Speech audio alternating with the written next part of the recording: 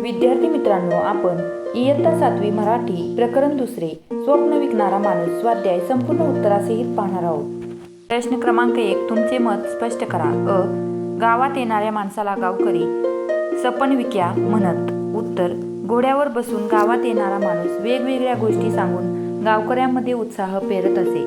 त्याच्या बोलण्याने जगाची ओळख होत असे। त्याच्या किस्स्यांनी गावकरी थोड्या काळापुरते आपले दुःख विसरत। गोड गोड बोलून तो जणू स्वप्न गावकऱ्यांच्या डोळ्यात उतरून जात असे, म्हणून गावकरी त्याला सपनविक्या म्हणत। आ.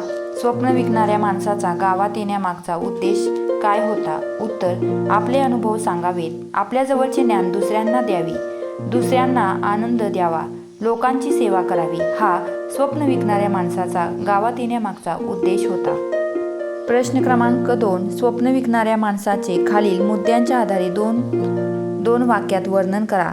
येथे स्वप्न विकणाऱ्या माणसाचा पेहराव, त्याचे बोलणे, त्याचे स्वप्न या दोन वाक्यात वर्णन करायला सांगितलेले आहे। विद्यार्थी मित्रांनो, मी येथे तुम्हाला व्यवस्थितरित्या ह्या प्रश्नाचे उत्तर लिहून दिलेले आहेत। व्हिडिओ आवडला असेल तर व्हिडिओला एक लाईक करायला विसरू नका। खालील आकृती पूर्ण करा। स्वप्नाविषयी लेखकांचे मत। आ. स्वप्नाविषयी इतरांचे मत। मी येथे व्यवस्थितरित्या तुम्हाला दोन्ही आकृत्यांची उत्तरे लिहून दिलेली आहे। व्हिडिओ आवडला असेल तर व्हिडिओला एक लाईक करायला विसरू नका।